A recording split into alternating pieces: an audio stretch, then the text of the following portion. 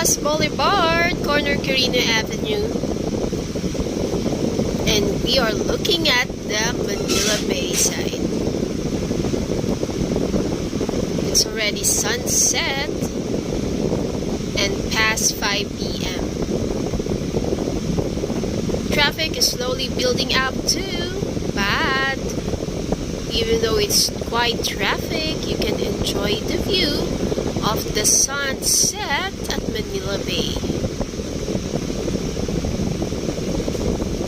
This is already the part 5. Don't forget to watch part 1 to part 4.